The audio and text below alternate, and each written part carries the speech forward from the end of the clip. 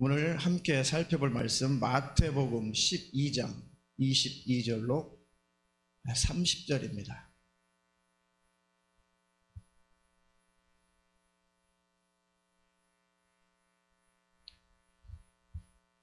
마태복음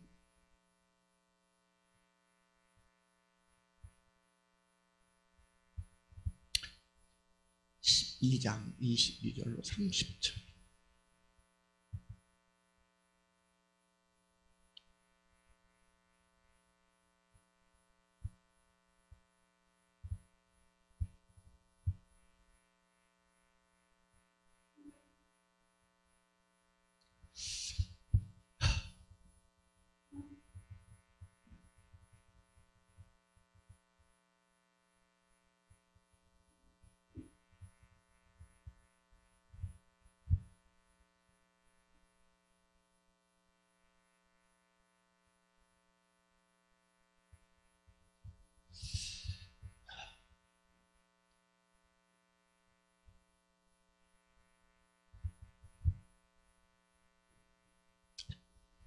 하나님이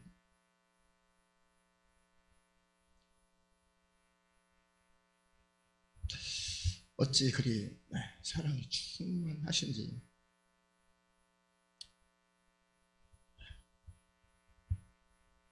아무리 잘못된 길로 갈지라도 또 때때로 속아서 잘못된 신앙생활 할지라도 마음속에 하나님만을 섬기기 원하는 그들은 하나님이 뽑아내시고 불러내시고 올바른 그 신앙생활, 하나님만 섬길 수 있는 그 바른 신앙생활 할 수 있도록 그 기회 주신 그 하나님께 감사합니다. 본문을 대독하겠습니다. 그때 귀신 들려 눈멀고 벙어리 된 자를 데리고 왔거늘 예수께서 고쳐주시매 그 벙어리가 말하며 보게 된지라. 무리가 다 놀라 가로되 이는 다윗의 자손이 아니냐 하니 바리새인들은 듣고 가로되 이가 귀신의 왕 바알세불을 힘입지 않고는 귀신을 쫓아내지 못하느니라 하거늘. 예수께서 저희 생각을 아시고 가라사대 스스로 분쟁하는 나라마다 황폐하여질 것이요 스스로 분쟁하는 동네나 짐바다 서지 못하리라. 사단이 만일 사단을 쫓아내면 스스로 분쟁하는 것이니 그리하고야 저희 나라가 어떻게 서겠느냐. 또 내가 바알세불을 힘입어 귀신을 쫓아내면 너희 아들들은 누구를 힘입어 쫓아내느냐. 그러므로 저희가 너희 재판관이 되리라. 그러나 내가 하나님의 성령을 힘입어 귀신을 쫓아내는 것이면 하나님의 나라가 이미 너희에게 임하였느니라. 사람이 먼저 강한 자를 결박하지 않고야 어떻게 그 강한 자의 집에 들어가 그 세간을 늑탈하겠느냐. 결박한 후에야 그 집을 늑탈하리라. 나와 함께 아니하는 자는 나를 반대하는 자요 나와 함께 모으지 아니하는 자는 해치는 자니라. 아멘. 오늘 마태복음 12장 22절로 30절 말씀을 잘 살펴보면서 하나님의 은혜가 있기를 축복합니다. 오늘 설교 제목 두 번 같이 읽겠습니다. 시작. 예수님과 함께 모으라. 예수님과 함께 모으라. 우린 죽을 때까지 예수님과 함께 모으셔서 함께 하셔서 꼭 영생을 취하시기를 축원합니다. 축원합니다. 하나님은 하늘, 하나님의 그 나라, 그 천국에 하나님의 왕국을 만드시고 그곳에 우리를 초청해서 그곳에 영원히 행복하게 함께 살게 하시려는 것입니다. 하나님의 오직 궁극적인 목적은 우리를 부려먹고 우리를 힘들게 하고 우리를 괴롭히고 우리 위에 군림하셔서 그저 하나님이 왕 노릇하면서 우리를 그저 그냥 부려먹는 일만 시키는 그런 존재로 우리를 만드시거나 그런 존재로 상대하는 것이 아니라 원래 하나님이 인간을 창조하신, 인간을 만드신 궁극적인 목적은 하나님이 함께하고 싶었던 거예요. 하나님과 영원히 행복하게 살고 싶으셨던 것입니다. 그래서 인간을 만들기도 전에 하나님 나라 천국, 하나님의 왕국이 먼저 있었죠. 그리고 하나님을 수종 들고 영광 돌리는 천사들이 있었고, 인간을 창조하기 전에, 그리고 그 하나님 나라 그 천국에 우리를 초청해서 영원히 행복하게 살게 하려는 것이 하나님의 원래 궁극적인 우리 인간을 창조하신 목적이죠. 앞으로 그 천국은 먼저 간 성도들과 함께 우리가 그 천국에 들어가면 우리 주님 만나서 영원히 행복하게 살 것입니다. 주님을 찬양하며 주님을 높이며 우리 주님께 영광 돌리며 또 성도들과 함께 서로 아끼고 서로 사랑하고 영원하게 행복을 누리는 그곳, 그 천국에서 우리는 행복하게 살 것입니다.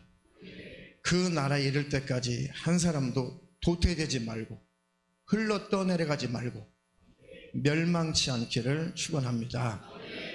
그런데 하나님이 우리 인류를 그렇게 하나님 나라 천국에서 행복하게 살도록 우리를 초대하려고 우리를 계획하셨는데 우리 인류가 하나님을 떠나는 거죠.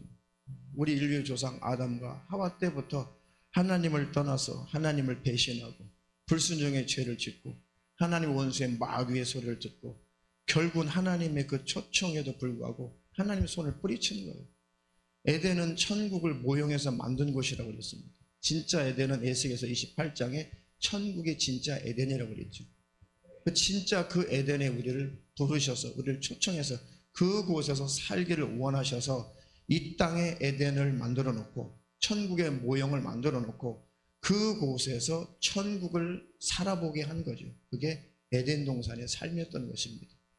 그 에덴에서 살게 해보니까 그곳에 어떤 것 하나 부족한 것이 없죠. 하나님이 직접 오셔서 직접 교제하시고 하나님과 직접 그 말씀을 주시고 하나님과 교제했던 것, 그 에덴, 바로 여호와 하나님이 친히 말씀하시고 그 아담과 하와와 함께 거하셨던 거예요. 그 에덴, 그렇게 하나님과 직접 교제할 수 있는 것은 죄가 없었기 때문에 하나님이 직접 왕래하셨던 것입니다. 그것이 바로 천국을 살아보게 하는 거예요. 진짜 천국의 모형이죠. 그러면 그 천국의 하나님 나라에서 영원히 하나님과 함께 살 수 있는 그 자격은 하나님께 순종하는 자라야. 하나님을 영원한 창조자요, 영원한 임금, 영원한 왕으로 인정하는 자라야. 바로 그 질서를 지키는 자라야 하나님으로부터 생명을 공급받고 영생하게 되어 있습니다. 하나님을 영원한 왕으로 섬길 수 있는 자라야, 바로 하나님의 그 거룩함 안에 들어온 자라야 하나님과 영원히 함께 살 수가 있는 것이죠. 그래서 네가 천국에, 내가 너희를 천국에 초청할 것인데 그 하나님 나라 천국에 있는 그 영원한 왕국에 행복하게 살 수 있는지 먼저 테스트 해보는 것이 선악과예요. 그 선악과만 잘 통과했더라면, 아담과 하와가 계속해서 그것을 이긴 자라면 그 속에서 태어난 자손들이 이제 죄와 상관없이 죄를 이겼으니까요. 그리고 계속 하나님 나라 천국으로 죽음을 맛보지 않고 들어갔을 것입니다. 그런데 그 기회를 놓치는 거죠. 원래 이 땅에서 영원히 살도록 하나님 인간을 만든 것이 아니에요. 천국에서 영원히 살게 하시려는 거예요. 그래서 그 천국에서 영원히 살 수 있는 그 자격자냐? 살 수 있겠냐? 루시퍼처럼 변질되지 않겠냐? 루시퍼처럼 하나님을 도전하지 않겠냐? 너희만큼은 변하지 않겠냐? 그래서 선악과를 만들고 테스트를 하시는 거예요. 그 테스트를 잘 이겼다라면 이 고생 안 하죠. 우리 죽음을 맛보지 않고 태어난 인류마다 어느 때가 되면 다 천국으로 죽음을 맛보지 않고 그야말로 엘리야처럼 에녹처럼 죽음을 맛보지 않고 다 들려 올라갔겠죠. 그 나라가 계속 채워졌겠죠.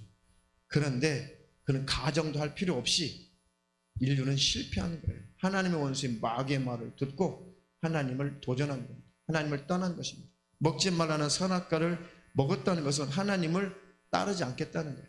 하나님을 인정하지 않겠다는 것입니다.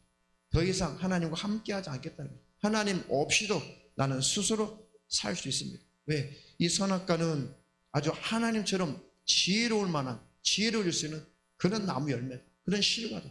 네가 먹으면 하나님처럼 된다. 근데 뭐 하나님이 더 이상 필요하겠어요? 아담과 하와가 불순종해서 그 선악과를 먹은 것은 이제 하나님과 결별인 거예요. 하나님 없이도 살 수 있다라고 착각하는 거죠. 마귀로부터 생각이 도입되니까 그걸 거절하지 못하니까 결국은 루시퍼처럼 하나님을 대적하고 도전하더라 이 말이죠. 그 루시퍼가 직접 와서 이 아담과 하와를 직접 미혹했잖아요. 마왕하게. 그랬더니 실패하고 똑같은 타락한 존재가 되는 것이죠. 그때부터 찾아오는 것이 하나님과 결별하니까, 하나님과의 관계가 끊어지니까 온갖 고통과 온갖 불행이 이 지구상에 충만해진 것입니다. 에덴 동산에 무슨 코로나 바이러스가 창궐해서 이런 감염병이 생겼겠어요? 전혀 그런 것 없죠. 질병도 없으면 죽음도 없는 거예요. 결국은 사람은 병들어 죽는 거거든요. 죽음이라고 하는 것은 이 몸이 점점 낡아지는 거예요. 병들어서 기능을 못하는 것입니다. 죄로 말미암아 육체는 사망, 이제 흙으로 돌아가요. 내 영혼은 하나님과 결별되어서 내 육체가 흙으로 돌아가면 내 영혼은 죄의 문제가 해결되지 못하면 하나님 아버지 옆에 그것도 돌아가지 못하고 사단 마귀 귀신들과 함께 영원한 지옥에 들어가서 영원히 고통받고 형벌을 받겠죠. 그런데 하나님은 끝까지 우리를 책임지신다는 거죠. 끝까지 우리를 사랑하신다는 것입니다. 하나님의 그 계획은 절대로 실패하지 않습니다. 원래 하나님의 궁극적인 목적이 우리를 천국에서 영원히 행복하게 살게 하시는 거였죠. 우리가 타락했을지라도 하나님을 떠났을지라도 그렇다고 하나님의 계획마저 끝난 것은 아니에요. 그렇다고 하나님의 계획마저 무너지는 것은 아닙니다. 사단 마귀 귀신들이 아무리 방해하고 하나님께 도전하는 것 같아도 결국 하나님의 뜻은 이루어지고 마는 거예요. 근데 문제는 뭐냐? 타락하고 난 다음에 죄의 문제가 해결된 자만 천국에 들어가고 죄의 문제가 해결되지 않으면 지옥 들어간다는 이 한 가지가 다른 것이죠. 이것은 우리에게 달려있어요. 하나님 우리에게 기회를 주시고 그 기회를 잡는 자는 천국에 들어가는 것이고 그 기회를 잡지 못한 자, 그 기회를 뿌리친 자는 지옥에 들어가고 말 것입니다. 우리에게 주신 이 기회를 절대로 한 사람도 놓치지 않고 꼭 하나님 나라 천국에 들어가시기를 주님의 이름으로 축원합니다.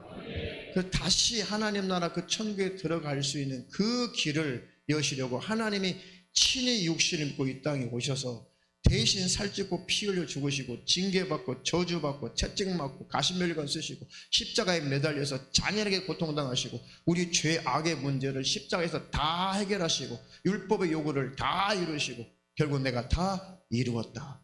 그리고 운명하시고 부활하시고 그 주님이 다시 천국 주님의 보좌에 하나님의 보좌에 앉으신 것입니다.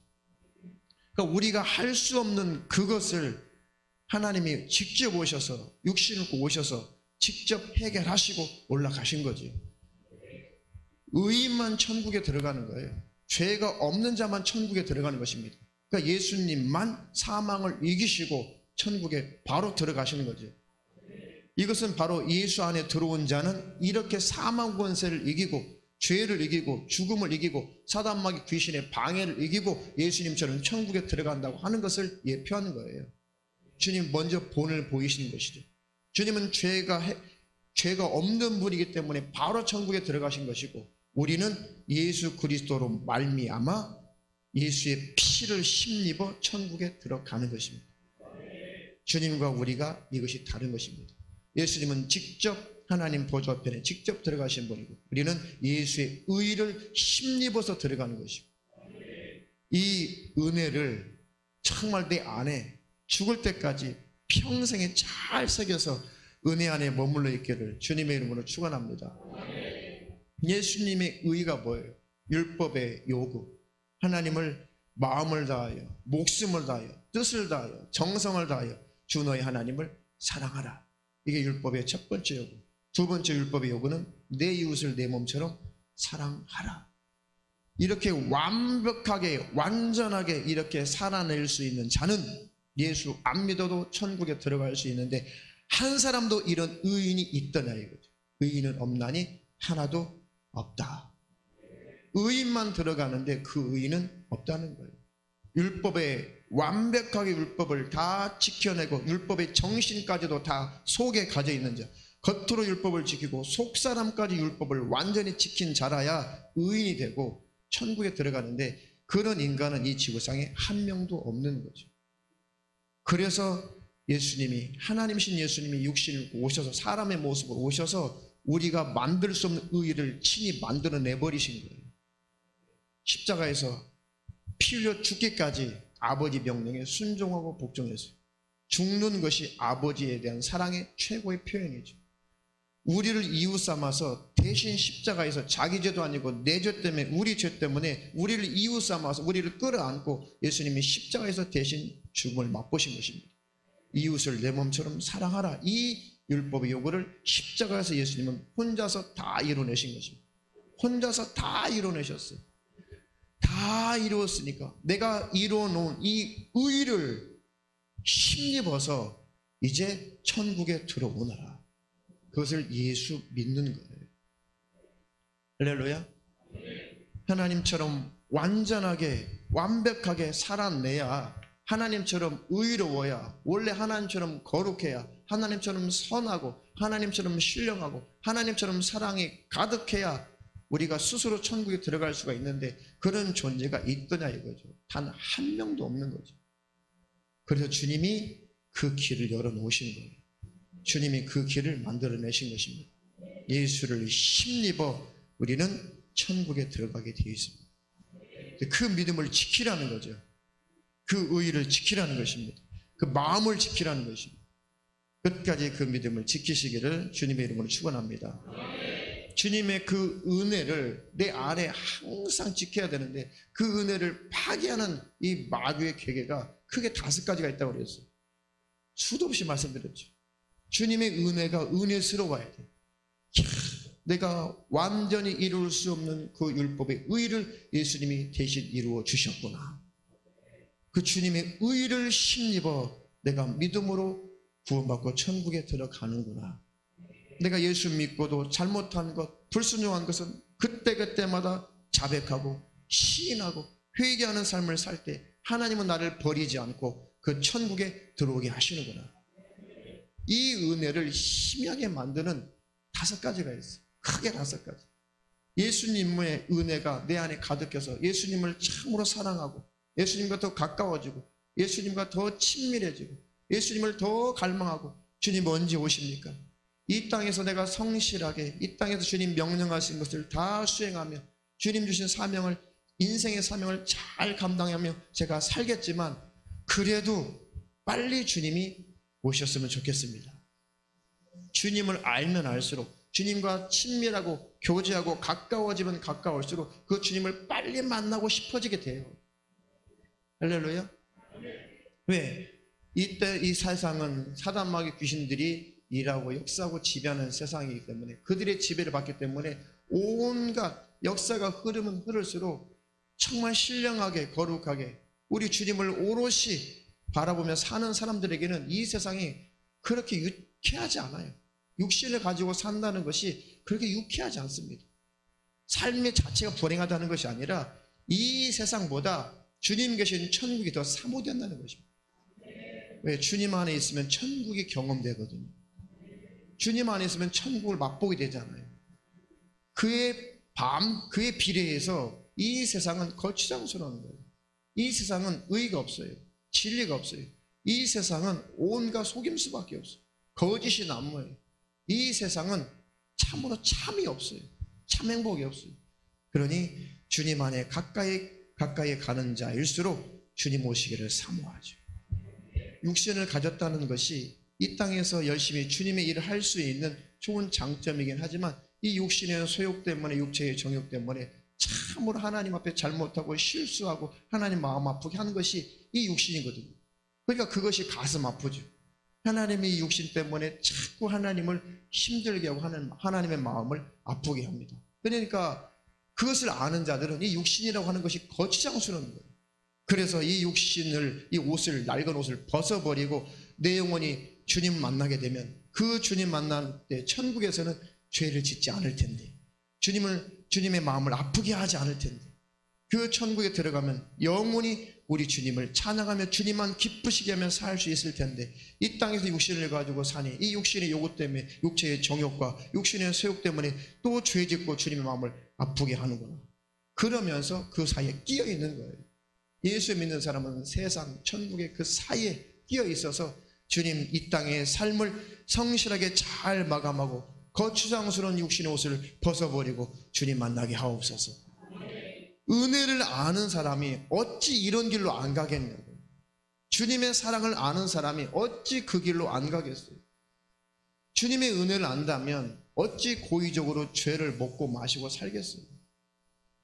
모든 것을 완벽하게 다 지켜내서 천국에 들어갈 수 있으면 참 좋죠. 그렇게 안 된 우리 때문에 대신 우리 주님이 죽어주셨다면 그 은혜 또한 얼마나 감격스럽고 얼마나 감사하냐고. 그러니 정말 은혜를 아는 사람은 함부로 살 수가 없죠. 은혜를 아는데 어떻게 함부로 살아요? 함부로 살 수 없어요. 은혜를 아는데 어떻게 예배를 등한히 여겨요? 은혜를 아는데 어떻게 하나님과 대화하는 그 기도가 싫겠냐고요. 은혜를 알면 더 열정적이어져야 돼요. 율법의 열정도 대단한 거예요. 율법의 열정도 온 생애를 다 바쳐서 열심을 해요. 그러면 은혜 속에서 나오는 열심과 열정은 율법의 열정과는 비교조차 안 돼야 맞는 거예요. 근데 그 은혜가 은혜스럽지 않으니까, 그 은혜가 부딪혀 오지 않으니까 율법 아래 있을 때보다도 열심히 죽어가는 거예요. 저는 그것이 안타까운 것이에요. 저를 포함해서 그것이 안타까운 거예요. 율법 아래 있을 때 그 열심보다도 은혜 아래 들어오면 더 온전한 열심이 나타나야지 정상이거든요. 근데 그것이 여러분들에게 회복이 돼요. 과거에는 뭔가 율법의 요구에 대한 열심이었다면 이제는 은혜 속에서 성령님의 요구를 통해서 자원함과 기쁨과 즐거움으로 말미암아 열심을 내야 되는 것입니다.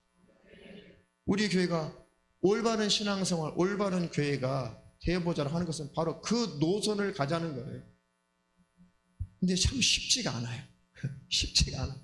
왜? 은혜를 경험하고 은혜 속에서 나온 열심이 순전한 것인데, 과연 얼마나 몇 번이나 그 순전한 열심을 나타내냐 이거죠. 나타내냐. 그런데 그 길로 그래도 가야 됩니다. 그래도 그 길로 가야 돼요. 심지어는 우리 예수님이 인자가 올 때에, 내가 다시 올 때에 세상에서 믿음을 보겠느냐 그랬어요. 믿음 보겠느냐. 그러니 자주 말씀드렸죠. 나는 어떠한 은혜를 받은 자인가 항상 묵상하시고 항상 기억하세요. 내가 예배가 소홀해지고 기도하는 것이 따분해지고 예수님의 복음을 전하는 것이 그냥 싫고 따분해지고 신앙생활 자체가 거추장스러울 때, 그런 것들이 영적인 게으름, 영적인 나태함이 슬쩍 내게 찾아올 때 항상 내 자신에게 되물어보세요. 나는 어떤 은혜를 받은 자인가? 나는 어떤 사랑을 받은 자인가? 그러면 희미해져 있는 자기 자신을 발견할 것입니다. 깜짝 놀라셔야 돼요. 주님이 피 흘리신 그 은혜가 내게서 희미해져 있다면, 주님의 피 흘리신 은혜가 내게서 더 이상 감사의 제목이 아니라면, 주님의 피 흘리신 그 은혜가 내게서 더 이상 감격이 되지 않는다면, 나는 지금 어디로 가고 있는 건가? 나는 지금 누구 손에 붙들려 있는 건가? 깜짝 놀라야 돼. 내가 무엇에 내가 세상에 붙들려 있구나. 내가 정욕에 붙들려 있구나. 내가 돈 쫓아갔구나. 내가 다른 것 쫓아갔구나. 내가 사단마귀 귀신에게 생각이 빼앗겼구나. 깜짝 놀라서 돌이키셔야 됩니다. 이 코로나 감염병 때문에 참 신앙생활 하기가 힘든 시대가 왔어요. 또 지금 왕성교회니 여러 교회에서 또 이런 확진자가 생기면서 계속 언론들은 또 교회에 집중하죠. 그러면서 참 신앙생활 하기가 갈수록 어려운 시대가 되었습니다. 그런데 어쩔 수 없어. 안 돼. 세상이 그래. 이 코로나 감염병 때문에 어쩔 수 없어. 그 생각을 조심하라는 거예요. 그래요. 그래서 조심해서 예배를 다 올 수 없을 때도 있어요. 그렇다고 생각과 마음마저 무너지면 안 된다는 거예요. 그럴 때일수록 더 생각과 마음의 끈을 동이고 이럴 때일수록 예배할 수 없는 때가 왔구나. 마음껏 기도할 수 없는 때가 왔구나. 마음껏 복음 전할 수 없는 그 때가 정말 왔구나. 야, 주님 오실 날이 정말 임박했구나. 이때 내 마음이 절대로 심해지면 안 된다. 주님과의 관계가 심해지면 안 된다. 내 마음이 절대 무뎌지면 안 된다. 강팍해지면 안 된다. 내가 이러다가 흘러 떠나려가면 안 된다. 예배할 수 있는 환경이 가로막혀 있을수록 내가 더 성경이라도 봐야지, 오디오 성경이라도 들어야지, 내가 있는 자리라서 잠자기 전이라도 진실하게 기도해야지, 내가 늘 큐티라도 해야지, 통독이라도 해야지, 내가 아는 사람들에게 전화라도 전도해야지. 그것들이 내 마음을 지키는 거예요. 할렐루야. 너 스스로, 주님은 스스로 삼가라 그랬어요. 이 일들이 전 지구상에 일어날 것인데 너희들은 스스로 삼가라. 할렐루야. 힘을 내셔서 여러분들이 이때일수록 안 돼, 어쩔 수 없어, 시대가 이런가 봐, 그런 생각에 속지 말고 마음을 다잡으시고, 나는 어떤 은혜를 받은 자인가. 은혜만 기억하면 지옥에 들어갈 일은 없습니다. 은혜를 기억하면 늘 우리는 회개하는 삶을 살게 되어 있어요. 하나님이 이런 은혜를 주셨는데 나는 또 그 은혜에 합한 삶을 살지 못했습니다. 주님, 나를 용서해 주시옵소서. 그게 회개예요. 그러면서 주님이 기뻐하시는 삶을 살아가게 되는 것이죠. 그렇다고 완벽할 수 있어요? 그런 삶을 추구하며 산다고 해서 완벽하게 인생을 살아낼 수가 있냐고요? 없으니까 십자가 앞에서 겸손해지는 것이죠. 할렐루야. 그래서 거룩을 향해서 가는 사람일수록 십자가의 크신 은혜가 더 새록새록 느껴지고 경험되는 것입니다. 거룩하게 살려고 하면 할수록 나는 정말 하나님의 거룩에 완벽하게 도달할 수 없는 그런 존재가 맞구나. 그러니 주님이 피 흘릴 수밖에 없었구나. 그러니 주님이 죽어버릴 수밖에 없구나. 그 주님의 은혜에 감격해서 더 자신을 부인하고 십자가 지고 예수 앞에 가게 되는 것입니다. 그 길, 그 좁은 길로만 가야 돼요. 다른 길로 가면 안 됩니다. 그러니 신령한 영적인 그 노선을 가지 못하게 만들어요. 하나님의 그 은혜가, 주님의 피 흘리신 그 은혜에 감격하지 못하게 만드는 그 요소가 있어요. 예수가 마음의 중심이 되고 예수가 내 안에 왕 되시고 예수님만 사모하고 예수님의 그 의만 자랑하는 그 온전한 그 신앙에서 떠나게 만드는 것이 바로 그것이 율법주의 신앙관이에요. 두 번째는 표적주의, 은사, 이적, 은사, 능력, 좋은 것입니다. 그런데 예수는 빼고 그것을 쫓아가는 것이, 그것이 바로 예수님과의 관계를 오히려 심하게 만드는 거예요.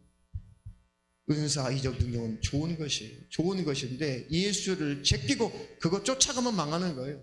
율법은 선한 법이에요. 죄를 깨닫게 하고 거룩을 향해서 가게 하는 좋은 법인데 예수의 의를 뒤로 하고 그것을 쫓아가다가 율법의 의를 자기가 완성하려고 하다가 결국은 예수를 버리고 지옥 가는 거예요. 사랑은 좋은 것입니다. 그런데 예수를 빼고 박애주의로 빠지면 멸망하는 것입니다. 다원주의로 빠져가면 멸망하는 거예요. 멸망하지 않기를 축원합니다.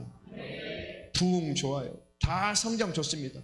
다 좋습니다. 그러나 이 번영신학으로 잘못 들어가면은 예수를 빙자해서, 하나님의 일을 빙자해서 교회가 자기의 성공을 꾀한다면 하나님 위에 올라가서 회개치 못하면 지옥 가는 거예요. 그게 바로 번영신학입니다. 하나님의 일을 빙자해서 교회의 성장, 하나님의 일을 빙자해서 목회자의 성공, 하나님의 일을 빙자해서 자기의 성공을 꾀하는 것이 교회들의, 많은 교회들이 현재 주소예요. 그것이 바로 예수를 파는 거예요. 예수를 배신하는 것입니다. 돌이키지 않는다면, 회개치 않는다면 다 함께 지옥 가게 돼 있어요. 그런 곳에서는 예수가 없어요. 하나님의 일을 빙자해서 자기 성공을 꾀하는 교회는 기독교가 아니에요. 교회가 아닙니다. 주님 계신 곳 아니에요. 그리고 오직 교회라고 하는 것은 예수님이 왕이 되셔야 돼요. 제가 한 가지 이 변명 아닌 변명을 늘어놓은 것은 뭐냐, 개척할 때부터 저는 기도할 때마다 하나님 우리 성도라고, 실수해서 우리 성도라고 해본 기억이 있는지 없는지 저는 모르겠어요. 근데 저는 고의적으로 단 한 번도 하나님 우리 성도라는 단어를 단 한 번도 써보지 않으려고 몸부림을 쳤던 거예요. 하나님 주의 성도, 주님의 성도. 여러분이 유심히 저를 관찰해 보면 제가 기도할 때마다 하나님, 주님의 성도들이, 주님의 양떼들이, 주님의 성도들이, 항상 주님의 성도, 주님의 양떼라고 말하려고 제가 노력을 하는 겁니다. 실수해서 우리 성도를 했는지는 모르겠어요. 기억은 안 납니다. 왜요? 절대 여러분의 가슴 속에 예수가 심겨져야 돼요. 목회자는 중매자라고 그랬어요. 사도 바울이 한 남편이신 신랑이신 그 예수께 정결한 처녀로 너희들을 중매함이로다 그랬거든요. 목회자는 그 역할만 해주면 돼요. 목회자도 예수의 피를 신맺고 회개하는 삶을 살아야 천국 들어가는 것이고, 그런 삶을 살아야 목회자도 들림받는 것이고, 성도도 똑같은 거예요. 그러니까 우리를 천국으로 인도하시고 이끄시는 분은 성령 하나님밖에 없어요. 예수님밖에 없어요. 그러니까 예수님이 나를 이끌어 가셔야 돼요. 내 안에서 예수님은 나에게 말씀하시고, 예수님이 나를 인도하시고, 내 안에서 감화하시고 감동하시고, 나를 천국으로 예수님 나를 이끌어 가시고, 그의 음성을 들을 줄 알아야 되고, 성경을 읽을 때도 예수님의 음성이 들려와야 돼요. 기도할 때도 예수님의 음성이 들려와야 돼요. 기도할 때 예수님의 생각과 마음이 들어와야 됩니다. 이렇게 예수님의 관계가 온전해야 예수님께 인도받고 들림받고 천국에 들어가는 것이거든요. 그래서 저는 고의적으로 주님의 성도, 주님의 성도, 주님의 양떼입니다. 그래서 목회자를 여러분들이 때때로 말씀을 전하고 기도도 해드리고 신방도 하고 상담도 하기 때문에 사랑할 수 있죠. 당연하죠. 그것은 서로도 도움을 받으면 서로 사랑할 수 있죠. 목회자도 사랑할 수 있어요. 존경도 할 수 있어요. 때때로는 잘못된 것을 여러분들이 건의도 할 수 있고 지적도 할 수 있어요. 그것뿐이지 목회자가 절대로 여러분들의 가슴 속에 중심에 들어가면 망하는 거라는 거예요.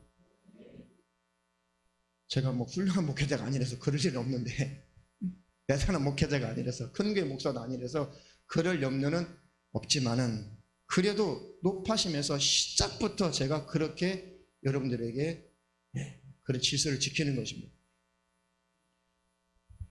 때때로 딱딱할 수 있어요. 제가 여러분들을 대할 때 때때로는 좀 딱딱할 수 있어요. 되도록이면 인간적으로 다가가지 않으려고 제 나름대로 노력하는 것이 여러분들에게는 좀 딱딱할 수가 있어요. 조금 무관심하게 보일 수가 있어요. 물론 저도 표현을 좀 고쳐야겠죠. 그런데 속은 그렇지 않다는 것을 변명하는 바입니다. 아셨습니까? 이해를 해주시기 바랍니다. 그러니까 올바른 목회를 해보려고 하다 보니 또 부작용도 있더라 이거죠. 부작용도 있다. 그런 부작용들은 제가 고쳐갈 것이니까 여러분들도 속내를 좀 이해해 주시기를 부탁을 드리겠습니다. 자, 보겠습니다.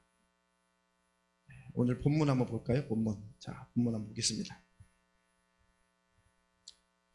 잘 아시는 본문이에요. 우리 주님이 귀신 들려 눈멀고 벙어리 된 자를 예수님께 데리고 왔을 때 예수님이 그를 불쌍히 여겨서 고쳐주셨죠. 그러니까 벙어리가 말하며 보게 된지라. 자, 이 사건들은 첫 번째, 고마령 집사님, 이 사건은 첫 번째 예수님이 바로 하나님께로부터 오신 분, 바로 이분이 메시아다, 내가 바로 그리스도다, 내가 너희 조상 때부터 예언되어 왔던 바로 그 그리스도, 그 메시아, 하나님께로부터 온 자 바로 나다라고 하는 것을 우리 주님이 표적으로 나타내시는 것입니다. 병도 고치시고 귀신도 쫓아내 주시고, 물론 불쌍히 여기시고 긍휼히 여기셔서 예수님이 하신 것이죠. 그렇게 하신 것의 궁극적인 목적은 주님이 자기 자신을 나타내시려고 그러신 것입니다. 자, 그리고 귀신 들려 눈멀고 벙어리 된 자를 예수님께 데려왔다. 근데 예수님이 그걸 보시고 고쳐줬다. 이런 사건이 기록된 것은, 이 기록된 이 사전적인 의미, 그 이상의 의미가, 하나님은 그 이상의 의미를 기록하게 하신 거예요. 그 이상의 의미가 있어요. 예수를 만나지 못한 자, 하나님께 돌아오지 못한 자, 다 귀신의 지배를 받고 있는 거예요. 꼭 육체의 눈만 감겨져야, 육체의 입만 다물어져 있어요. 육체의 귀만 들리지 않아야 귀신 들리는 것이 아니에요. 귀신이 들려서 눈멀 수 있고 벙어리 될 수 있고 귀머기가 될 수 있죠. 물론 다 그런 것은 아니에요. 반드시 눈 멀고 귀 먹은 것이 100% 귀신 역사만은 아니에요. 다른 목적도 있습니다. 어쨌든 이렇게 모든 예수 안에 들어오지 않는 사람들은 영적으로 눈이 닫힌 자예요. 왜 눈이 닫히답니까? 천지만물을 보고도 창조자를 몰라보니까 눈먼 자죠. 예수 안에 들어오지 못한 자. 주님의 말씀과 주님의 음성은, 영적인 음성은 지금 온 지구상에 항상 울려 퍼지고 있어요. 성령이 충만하면 주님의 그 세면 음성이 들려오죠.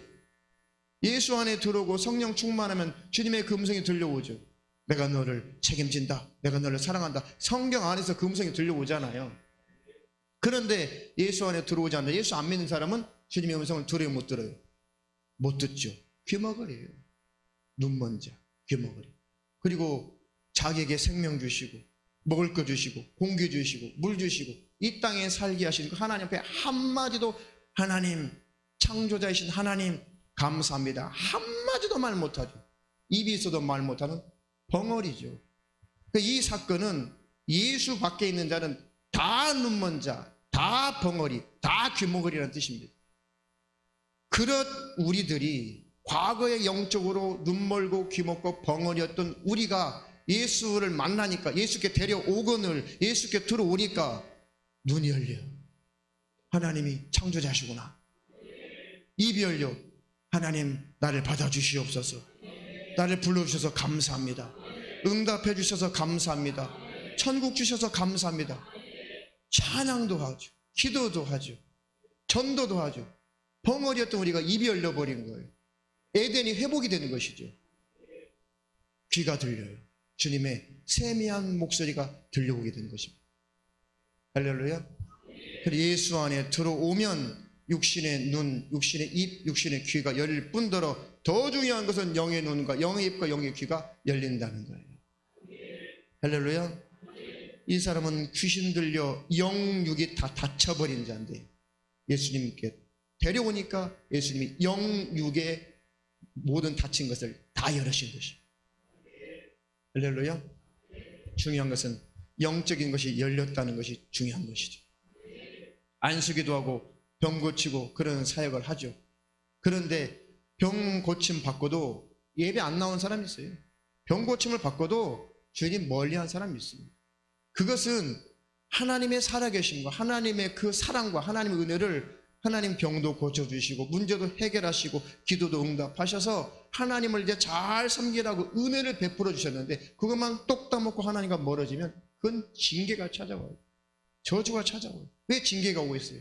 영혼은 살려주고 싶으니까 그대로 가면 망하니까 다시 하나님이 징계하셔서 영혼만큼은 살리고 싶은 거죠. 근데 징계가 안 오면 버린 거죠. 징계가 없으면 사생자라고 그랬어요. 사생하라고 그랬어요. 징계가 올 때 깨달으면 복이 있는 것입니다. 할렐루야. 무리가 다 놀라가로되 이는 다윗의 자손이 아니냐. 야, 다윗의 자손이라고 하는 것은 엄청난 사건이고 엄청난 고백이에요. 다윗의 자손이 바로 구약에 예언되어 왔던 그 메시아를 뜻하는 겁니다. 그러니까 이들은 예수님의 이 이적을 보고, 표적을 보고 당신이 메시아군요, 당신이 그리스도군요, 그것이 바로 당신은 다윗의 자손이군요 라는 똑같은 뜻이거든요. 그런데 그것을 이 바리새인들은 인정을 하고 싶지 않은 거예요. 왜? 자기 기득권 때문에 예수님께 자기 기득권이, 자기 위치를 뺏기고 싶지 않은 거예요. 엄청난 이적을 보고도 마음이 강팍한 자는 예수님을 잡아 죽이려고 해요.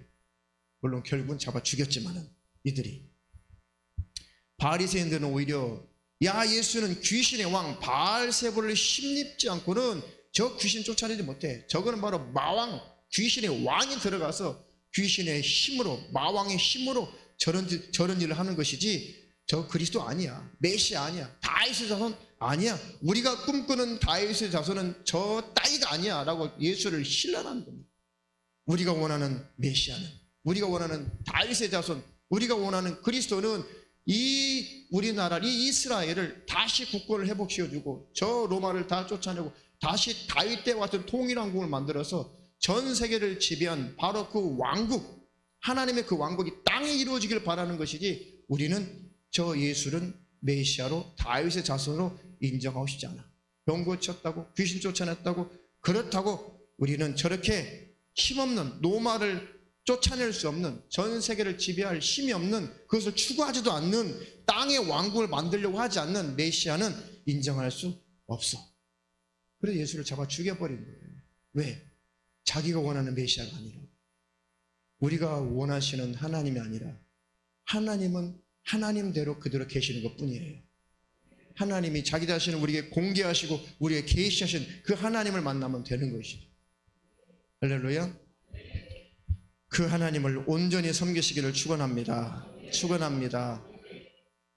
그래서 거두절미하고 이렇게 예수님을 매도한 그들에게 주님께서 뭐라고 말씀하셨어요? 나와 함께 아니하는 자는 나를 반대하는 자요, 나와 함께 모으지 아니하는 자는 해치는 자니라. 그러니까 주님은 오셔서 십자가에서 피 흘려 죽으시고, 바리새인, 그렇게 주님을 신란하는 대제사장, 바리새인, 서기관, 랍비, 이런 율법사들, 이들의 죄까지도 다 짊어지고, 저번에 있는 인물들까지 남녀노이를 막론하고 다 모든 죄를 짊어지고 십자가에서 피 흘려 죄의 문제를 해결하시려고 천국문을 다시 열어주시고, 원래 목적하신 대로, 하나님의 원래 목적하신 대로 우리의 영혼을 저 천국에 들이셔서 행복하게 살게 해주시려고 양의 문으로, 생명의 문으로 오셨는데, 그 엄청난 사건을 이루시려고 오셨는데 그 예수님을 반대하는 거죠. 예수님은 천국문을 열러 오셨던 거예요. 할렐루야. 내가 곧 양의 문이다. 내가 곧 길이요 진리요 생명이니 나로 말미암지 않은 아버지께로 올 자가 없다. 유일한 구원의 문은 예수밖에 없어요. 그 주님이, 생명의 주님이 오셨는데, 그리고 천국에 다 들어오너라, 천국 들어갈 그 길을 내가 다 예비할 것이다. 하나님의 나라가 확장되고 완성되기를 그렇게 하나님이 원하시고, 그 하나님 나라에 수많은 영혼이 들어가서 그 영생을 누리기를, 그 엄청난 계획, 그 신령한 사업과 그 기업을 가지고 예수님이, 예수란 이름을 가지고 오셨는데, 감히 그것을 회방하고 감히 그것을 반대하는 거예요. 저주죠, 저주. 끝까지 회개치 않으면 결국은 절망스러운 지옥에 들어가는 것입니다. 저 여러분들이 예수를 믿노라고 하면서 하나님의 나라가 완성되는 일에, 교회 일에 회방꾼, 방해꾼 되면 절대 안 돼요. 징계가 찾아와요. 절대 하나님의 계획은 절대 무너지지 않습니다. 교회를 통한 하나님의 뜻은 절대 무너지지 않아요. 누구를 통해서는 하나님이 일하실 것입니다. 반대하고 반대하는 자는 징계가 올 뿐이에요. 왜 징계가 와요? 회개하고 같이 가자는 것입니다. 그래도 회개치 않으면 멸망하게 되는 것입니다. 주의 성도 여러분들은 한 사람도 그런 사람이 없기를 주님의 이름으로 축원합니다. 주님과 함께 아니하는 자는 아니하는 것으로 끝나는 것이 아니라 그것은 반대하는 거예요. 저는 주님 사랑합니다. 전 주님의 일이 잘 되길 바라요. 그리고 아무것도 주님과 상관없는 삶을 사는 것은 아무것도 안 하는 것으로 끝나는 것이 아니라 그 자체가 불순종하는 거예요. 그 자체가 주님을 반대하는 것입니다. 나와 함께 모으지 아니하는 자는 해치는 자라는 거죠. 저는 아무것도 해치는 것이 없는데, 아니, 함께 하자는 그 자체가 불순종의 죄요. 그것이 바로 공동체를 깨트리고 해치는 것이라는 거죠. 그러니 저와 여러분들이 속지 않기를 축원합니다. 은혜, 믿음, 그렇게 말씀을 전할 때 여러분들이 절대 혼돈하면 안 돼요. 착각하면 안 돼요. 은혜를 받았으니, 은혜를 경험했으니 순전한 열정을 가지고, 순전한 열심을 가지고 순전하게 주님의 일을 행하자. 그것이 올바른 신앙생활인 거죠. 그런데 은혜로 구원받고 예수의 의를 힘입어 천국에 들어간다고 하니까 인색해져 버리죠. 게을러지죠. 나태해져. 안 모이죠. 할 수 있는데 안 하죠. 그것은 방탕하여 멸망의 길로 가는 거예요. 그것을 주의하자고 올해 들어와서 제가 많이 강조했어요. 숙명론, 예정론, 칼빈주의로 마귀가 막 끌어가서 회개할 필요 없게 기독교들을 끌고 가든지, 아니면 율법주의로 끌고 가든지, 그렇게 해서 예수의 의를 힘입지 못하게 한다. 회개하지 못하게 한다. 그러니 신앙생활 올바로 잘해야 된다. 할렐루야. 절대로 숙명론, 예정론자, 칼빈주의로, 방탕주의로 빠져가면 안 돼요. 야, 구원은 이미 나는 예정됐어. 과거의 죄도, 현재의 죄도, 미래의 죄도 나는 다 해결받았어. 나는 조금 실수는 할 수 있어도 나는 무조건 천국에 들어가게 돼 있어. 그런 자들이 무슨 죄에 대해서 경각심을 가지겠어요? 그런 사람들이 무슨 죄를 이기려고 하겠어요? 큰 죄나 죄로 여기지 어지간한 죄는, 마음의 죄 정도는 그건 죄로 여기지 않아요. 인간인데, 사람인데 그런 실수할 수 있지. 인간인데 미워할 수 있고, 인간인데 시기질투할 수 있고, 인간인데 뭐 그런 정도 없겠어? 그렇다고 내가 지옥 가? 그래서 지옥 가는 거예요. 그럴 수 있죠, 인간이니까. 그럴 수 있습니다. 그러니 주님, 나는 그런 존재가 맞군요. 난 이렇게 불완전한 존재군요. 나는 이렇게 주님 앞에 늘 죄투성입니다. 주여 나를 불쌍히 여겨 주시옵소서. 그러니 주님이 십자가에서 피 흘리셨군요. 주의 흘리신 보혈로 나를 씻어 주시고 주님이 기뻐하시는 뜻을 이루며 가게 하옵소서. 이게 천국 갈 회개예요.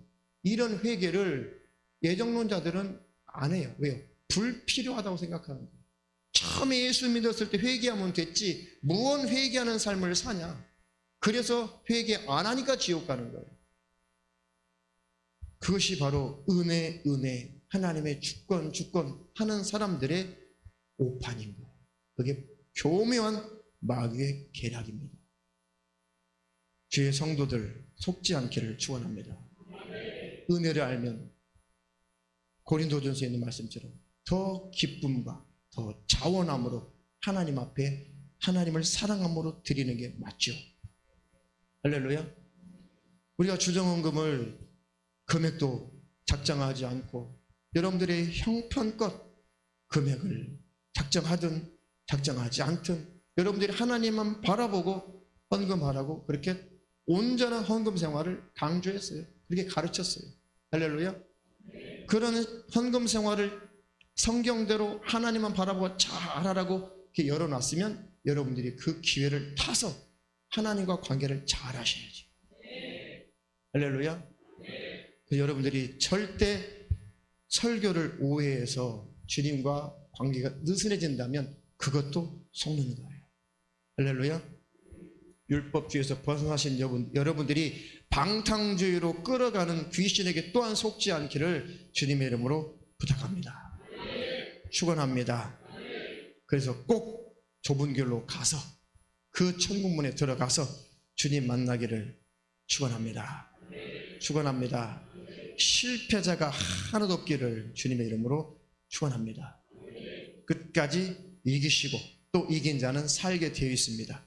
순종치 않을 때는 징계가 올 거예요. 그때는 이 징계가 왜 왔나? 내가 불순종했구나. 내가 영적으로 게을러졌구나. 나태해졌구나. 인색해졌구나. 내가 주님을 온전히 내 마음으로 섬기지 않았구나. 빨리 징계가 올 때는 돌이키면 됩니다. 그러면 주님은 언제든지 받아주시고 용서하시는 분이에요. 베드로가 혈기가 왕성하죠. 참는 것이 힘들죠. 베드로는 성격상. 주님, 내 형제가 나에게 죄를 범했을 때, 잘못했을 때 7번 정도, 7번 용서해 주면 되겠습니까? 대단한 고백이죠. 베드로 입장 속에서는 그 승질에 7번씩이나 용서해 준다는 것은 대단한 거예요. 아니, 주님 대답하시길, 아니다, 7번씩 70번이라도 용서해 줘라. 왜요? 그것이 하나님의 성품이기 때문에. 너는 하나님을 닮아라, 그런 뜻이거든요. 7번씩 70번. 7은 완전 숫자, 하나님 숫자죠. 7과 7을 또 곱했어요. 그것은 완전이라는 뜻입니다. 언제나 항상이라는 뜻입니다. 하나님은 언제나 항상 우리를 받아주세요.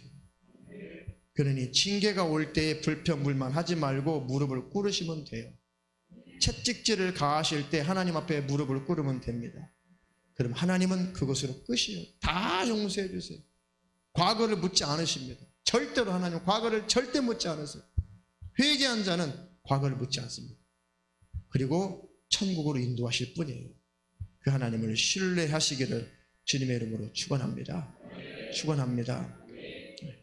교회라고 하는 것은 천국, 하나님 나라의 모형이에요. 그래서 에덴은 원래 교회의 천국의 모습이었죠. 깨져버렸어요. 쫓겨났어요. 그리고 다시 하나님의 신령한 에덴을 조성하신 곳이 공동체, 교회, 예수 믿는 자들의 모임, 이걸 교회라고 하죠. 그 교회라고 하는 것은 은혜를 아는 사람, 은혜를 모르는 사람이 교회 안에 들어왔어도 그 사람은 그냥 그 멤버는 될 수 있는데 교회 안에 신령한 멤버는 못 돼요. 거듭나지 못한 자는. 정말 교회라고 하는 것은 거듭난 자, 하나님을 섬기는 자, 주님의 피 은혜를 경험하고 안 자, 그들이 모여 있는 곳이 교회예요. 공동체입니다. 그래서 교회는 천국을 닮아가야 되는 거예요. 예의를 갖추고. 천국에서 얼마나 예의 갖춘 줄 알아요? 천국은 함부로 말 안 해요. 째려보지도 않아요. 천국은 얼굴 붉히지도 않아요. 함부로 말하지 않아요. 열받는다고 막 하지 않아요. 천국은 완전한 것이, 완벽한 것이, 섬김과 사랑만 있는 것입니다. 그것을 연습하는 것이 교회예요. 세상은 어찌하든지 간에 교회 안에 들어오면 우리는 천국을 연습하는 거예요.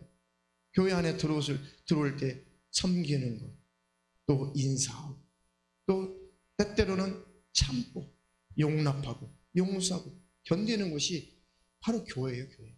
그러면서, 교회는 좋은 곳이구나. 나를 참아주는구나. 날 용납해주는구나. 날 용서해주는구나. 내가 함부로 했는데도, 먼저 신앙생활 하신 분들이 나를 받아주는구나. 이것이 하나님의 사랑이구나. 천국은 이런 곳인가 보구나. 라고 초신자들 녹아지는 거거든요. 함부로 말하고 싸우고 다투면 지옥이죠, 지옥. 처음으로 오신 분들이 뭔 여기서 배울 것이 있으면 세상보다 더 안에 안 오죠, 교회. 근데 천국은 스스로, 교회라고 하는 것은 스스로 내가 먼저 조심해야 됩니다. 천국을 내가 흐려놓으면 안 되겠구나. 이해되세요? 내가 천국의 모습을 우리 교회가 닮아가도록 내가 더 잘해야겠구나. 각자 나만 잘하면 된다, 이 생각만 하시면 돼요. 가정에서도 마찬가지예요. 가정에서도 네가 잘못이야, 엄마가 잘못이야, 아빠가 잘못이야, 아니야 아들 네가 잘못이야. 각자 나만 잘하면 다 되는 거예요. 교회에서도 각자 나만 잘하자 그러면 다 되는 거예요. 다 나만 잘하는데 누가 못하게 다 잘 되는 것이. 할렐루야. 교회라고 하는 것은 천국의 모형이어야 된다. 그러니까 참는 것도 배우세요. 용납하는 것도 배우시고. 할렐루야. 시험에 들지 마시고 서로 돌아보시기를 주님의 이름으로 축원합니다. 절대 주의 성도 여러분, 땅의 것에 마음 뺏기지 말고 땅의 것은 써버리세요. 삶을 위해서, 생활을 위해서, 그리고 주를 위해서 땅의 것은 써버리는 거예요. 할렐루야. 대체 없이 쓰시라는 건 아니고 땅의 것에 마음 뺏기지 말고 믿음에서 떠나지 말고 절대 멸망하지 않기를 주님의 이름으로 축원합니다. 축원합니다. 성경 우리 한 구절 읽고 통성으로 기도하겠습니다. 에베소서 4장 13절로 16절. 우리가 다 하나님의 아들을 믿는 것과 아는 일에 하나가 되어 온전한 사람을 이루어 그리스도의 장성한 분량이 충만한 데까지 이르리니 이는 우리가 이제부터 어린아이가 되지 아니하여 사람의 괴술과 간사한 유혹에 빠져 모든 교훈의 풍조에 밀려 요동치 않게 하려 함이라. 오직 사랑 안에서 참된 것을 하여 범사에 그에게까지 자랄지라. 그는 머리니 곧 그리스도시라. 그에게서 온 몸이 각 마디를 통하여 도움을 입음으로 연락하고 상합하여 각 지체의 분량대로 역사하여 그 몸을 자라게 하며 사랑 안에서 스스로 세우느니라. 아멘. 온전한 사람을 이루어. 온전한 사람은 예수 그리스도 한 분밖에 없어요. 사람이신 예수 그리스도, 온전한 분이시죠. 이렇게 예수 그리스도를 닮아가는 것을 온전한 사람을 이루어라는 뜻입니다. 우리가 어떻게 예수님처럼 완벽하게 되겠어요? 그러나 예수님의 모습처럼 진짜 사람의 모습, 예수님이셨죠. 예수님이 사람으로 계셨을 때가 진짜 사람은 그러해야 된다는 것이 예수님의 표현인 거예요. 이해가 되시나요? 그러니까 하나님이 창조하신 사람은 어떠해야 되냐라고 모델로 나타나신 분이 예수님이시죠. 예수님 같으면 아무도 죽음을 맛보지 않고 천국에 들어간다. 근데 그런 존재가 없으니까 예수님 대신 죽으셨다. 이게 복음이죠. 할렐루야.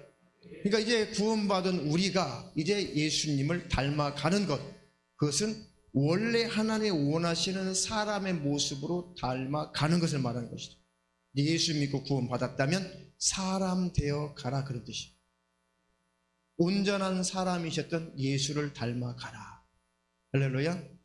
그래서 온전한 사람을 이루어 그리스도의 장성한 분량이 충만한 데까지 이르러라. 우리는 그렇게 가면 되는 거예요. 할렐루야. 이제 어린아이가 되지 말고 사람의 괴술과 간사한 유혹에 빠져 모든 교훈의 풍주에 물려 요동치 않게 하려 함이라. 오직 사랑 안에서 참된 것을 하여 범사에 그에게까지 자랄지라. 그는 머리니 곧 그리스도라.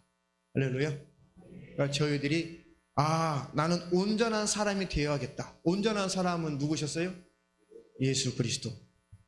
예수 믿는다는 것은 뭐 되는 거예요? 사람 되는 거예요. 사람. 이해되시죠? 이제 예수 믿고 하나님의 자녀가 됐다면 이제는 진짜 사람 되게 하옵소서. 하나님, 내가 사람이 되게 해주세요. 내가 아직은 온전한 사람이 아닙니다. 아직은 짐승 같은 기질이 있습니다. 제발 내가 온전한 사람이 되어가게 하옵소서. 그렇게 안 되니까 매일 회개하고, 회개하니까 천국에 들어가는 것입니다. 그 길로 가시기를 축원합니다. 주님의 일에, 하나님의 일에, 교회의 일에, 영혼 살리는 일에, 교회의 사역에 한 마음이 되어서, 한 뜻이 되어서 주님의 일에 동참하셔서 땅에서 잘되고 영생의 복도 받기를 주님의 이름으로 축원합니다. 천국은 계속 부러지는 거예요. 겨자씨 하나가 작은 것인데 그것이 커서 나무가 되면 새들이 와서 깃든다. 가루 사말 속에 누룩을 넣어서 부푸른 그런 빵처럼 한 천국, 하나님 나라는 계속 커져간다. 할렐루야. 우리 교회는 그렇게 갈 것입니다. 2층에 이제 아동부 예배실도 꾸몄고 중고등부 예배실도 꾸몄고 이제 계속 이렇게 커져가는 것이고 그 속에서 영혼들이 살아나는 것입니다. 할렐루야. 그 일에 적극적으로 동참해서 복을 받기를 축원합니다.